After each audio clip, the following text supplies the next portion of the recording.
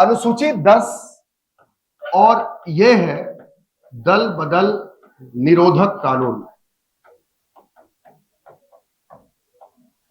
English में इसको बोलते हैं एंटी डिफेक्शन लॉ। इस कानून को समझने के लिए सबसे पहले यह समझना पड़ेगा कि दल बदल है क्या। जैसा कि इस कानून को देखने से समझ में आ रहा है कि दल बदल निरोधक कानून मतलब यह दल बदलने पर रोक लगाता है। लेकिन दल बदल है क्या चीज, यह समझना बहुत जरूरी है।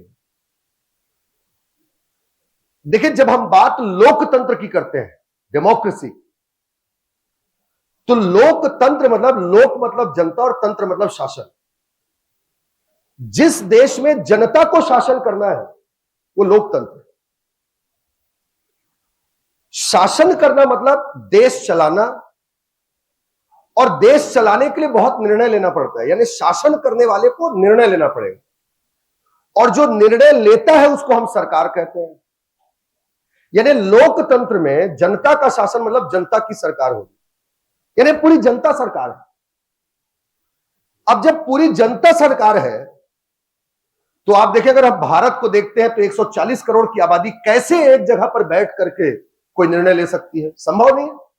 ना वैसा स्पेस मिलेगा, ना सब में सहमति हो पाएगी डिसीजन लेने। इसीलिए इसका एक विकल्प निकाला गया कि लोकतंत्र में जनता अपने प्रतिनिधि को चुन ले जो उनके बिहाफ पर निर्णय लेगी। जनता सीधे निर्णय लेती तो प्रत्यक्ष लोकतंत्र कहलाता, डायरेक्ट डेमोक्रेसी। जनता के स्थान पर जनता के प्रतिनिधि निर्णय लेंगे तो अब वो अप्रत्यक्ष लोकतंत्र हो गया, इसको प्रतिनिधि लोकतंत्र ही बोलेंगे, इनडायरेक्ट डेमोक्रेसी। और भारत एक प्रतिनिधि लोकतंत्र वाला देश है। अब यहां पर एक प्रश्न उठता है कि हम किसे अपना प्रतिनिधि चुने, जनता किसे अपना प्रतिनिधि चुने? तो दो बातें हैं बेटा। एक, कुछ लोगों का समूह जिससे हमारी विचारधारा मिलती हो या जिसकी विचारधारा हमको पसंद हो, जनता को पसंद हो, और उसकी विचारधारा ऐसी हो जिससे वो शासन करने की नीति बना सके। शासन मतलब राज करने की नीति, मतलब नीति तो उसको बोलते हैं राजनीति। मतलब कुछ लोगों का समूह जिनकी विचारधारा एक जैसी हो, एक जैसी विचारधारा वाले जो लोगों का समूह होगा जो राजनीति करेंगे, शासन करेंगे, उन एक जैसे विचारधारा वाले लोगों के समूह को हम कहेंगे दल, और राजनीतिक दल, क्योंकि वो दल राजनीति करेगी, शासन करेगी। और एक कुछ ऐसे व्यक्ति हो सकते हैं जिनका व्यक्तित्व, जिनकी सोच हमको पसंद हो, इंडिविजुअल व्यक्ति, कोई पार्टी नहीं, लोगों का समूह नहीं, एक व्यक्ति हमको पसंद है कि ये व्यक्ति हमारे लिए शासन कर सकता है।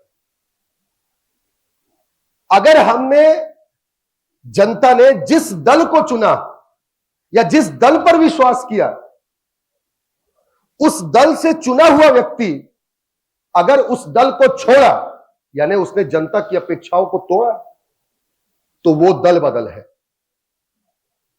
दल बदल, कोई व्यक्ति बीजेपी की टिकट पर लड़ा तो जनता ने बीजेपी पर अपना आस्था प्रकट किया, विश्वास प्रकट किया कि भाई हमको यह पसंद है। वो कैंडिडेट अगर जा करके दूसरे पार्टी में शामिल हो गया, यह दल बदल है।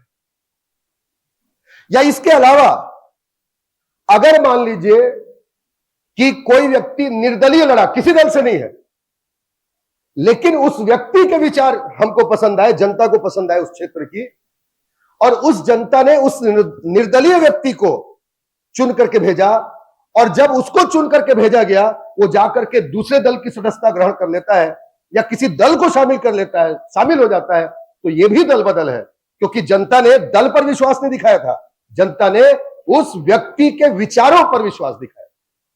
तो दल बदल समझना बहुत जरूरी है कि दल बदल है क्या। दल बदल का मतलब एक दल को छोड़ करके दूसरे दल में चले जाना ही दल बदल नहीं है, बल्कि जिस दल के टिकट पर किसी ने चुनाव जीता, जिस पर जनता ने विश्वास दिखाया, अगर आप जीतने के बाद किसी दूसरे दल में जाते हैं, वो दल बदल।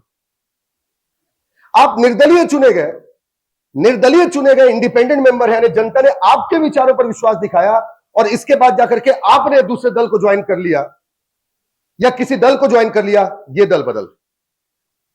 मान लेते हैं कि आपको मनोनीत किया गया, नॉमिनेट किया, सरकार ने नॉमिनेट किया है और नॉमिनेशन होने के बाद आप 6 माह के बाद जाकर किसी दल में शामिल हो जाते हैं, तो यह भी दल बदल माना जाए, क्योंकि आपको किसी पार्टी के तौर पर सरकार ने मनोनीत नहीं किया था, आपको एज अ व्यक्ति सरकार ने मनोनीत किया था, आपकी खासियत, आपकी विशेषता को देखते हुए। और उसके बाद, और सरकार कौन है? जो जनता के प्रतिनिधि है। यानी जब जब जनता के विचारों के साथ कॉम्प्रोमाइज होगा, विश्वास के साथ कॉम्प्रोमाइज होगा, वो दल बदल। मेरी बात समझे कि नहीं समझे? इस तरीके से ये सब दल बदल होते हैं। या इसके अलावा चौथी बात समझना बेटा, जिस दल की सरकार है या कोई भी दल है, सरकार तो वो बना रहा है जिसको हमने बहुमत दिया, लेकिन जनता ने सबको चुना है, पक्ष को भी विपक्ष को भी। जब जनता ने चुना है और अगर वो दल कोई बात कहती है, इसका मतलब वो जनता की बात है। और अगर कोई अपने राजनीतिक दल के बातों का उल्लंघन करता है, आदेशों का उल्लंघन करता है, तो वो भी दल बदल की श्रेणी में आए। मेरी बात समझे बेटा? दल बदल को एक छोटे कॉन्सेप्ट तक सीमित नहीं रखना है कि एक पार्टी से दूसरे पार्टी में चले जाना दल बदल है। नहीं, दल बदल है जनता के विश्वास को तोड़ना, और वो विश्वास 4 तरीकों से टूटेगा। आप किसी राजनीतिक दल के टिकट पर चुनाव लड़े, जीते, और आपने जीत करके दूसरे दल में प्रवेश कर लिया, दल बदल है। दूसरा, आप निर्दलीय चुने गए, जनता ने आप पर विश्वास किया और आप चुने जाने के साथ ही तुरंत आप किसी दल में शामिल हो गए, दल बदल है, जनता के विश्वास के साथ धोखा है। तीसरा, आपको सरकार ने मनोनीत किया और मनोनीत करने के 6 माह के बाद आप किसी दल में चले जाते हैं, यानी वापस से आपने जनता के विश्वास को तोड़ा, यह भी दल बदल है। मेरी बात समझ रहे हैं? और आपको आपके दल के द्वारा जो आदेश दिया जा रहा है, उस आदेश को ना मानना, उल्लंघन करना, यह भी दल बदल है। और अगर कोई व्यक्ति ऐसा करता है तो उसको दल बदल का दोषी माना जाएगा, और इस कानून के अंतर्गत उसके लिए दंड का प्रावधान।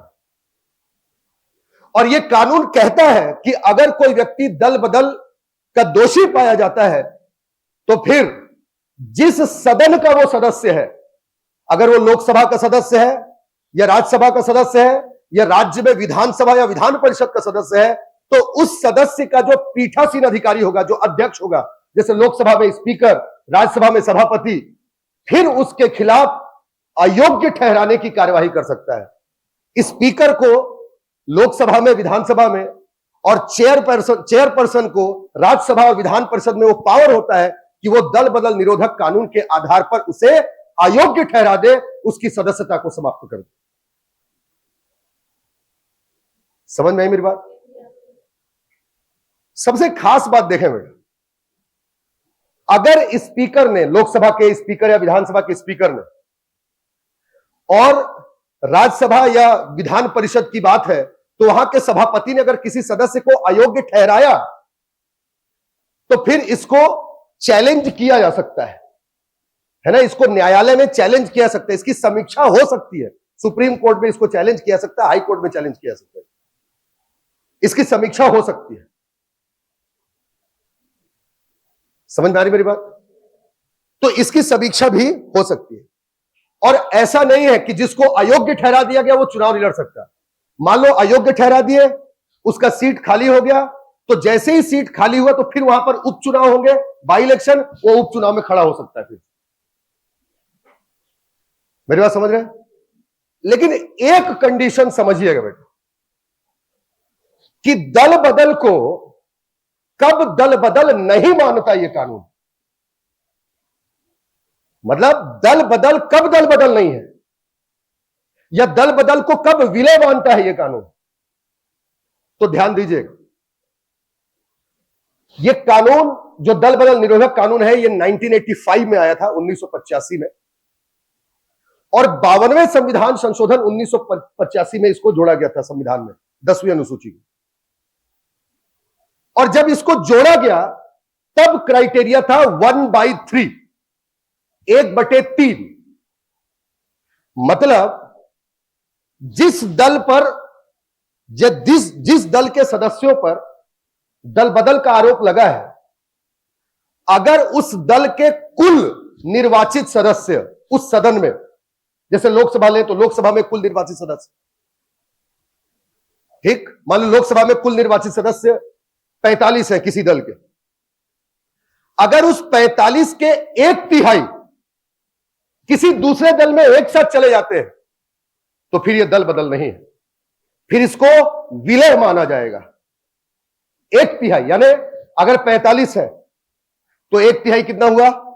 अगर 15 सदस्य एक साथ दूसरे दल में जाते हैं तो फिर वो दल बदल का उल्लंघन नहीं है, दल बदल का दोषी नहीं माना जाएगा।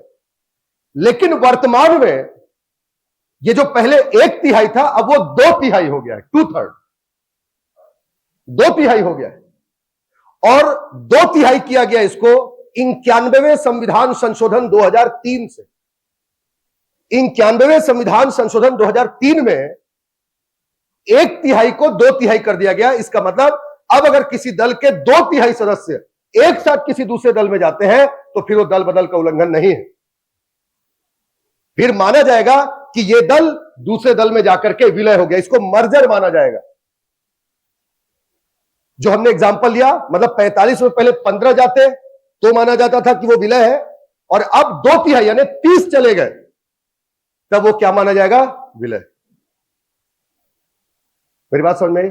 और अगर विलय होता है तो फिर इसके संदर्भ में अयोग्य ठहराया नहीं जाएगा।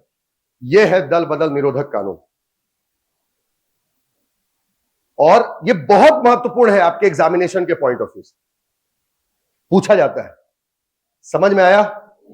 अच्छे से कॉन्सेप्ट क्लियर हुआ? ठीक। और ये जो दल बदल निरोधक कानून है, इसके बारे में जो भी लिखने वाला बात है, यही बताया था, यही लिखना भी है, समझना ज्यादा जरूरी था, तो इसको अपन लिखने वाले काम को अगली क्लास में करेंगे। समझ में आया अच्छे से? चलो ठीक। क्या ये कानून समझ में नहीं आता है ना? 1/3 क्या है, 2/3 क्या है, विलय क्या है, दल बदल क्या है। लोग ये सोचते हैं बेटा कि दल बदल का मतलब एक दल से दूसरे दल में चले जाना, लेकिन क्राइटेरिया है उसका, 4 क्राइटेरिया। समझ में आया? समझ में आया ना? तो विश्वास को तोड़ने का दंड मिलता है।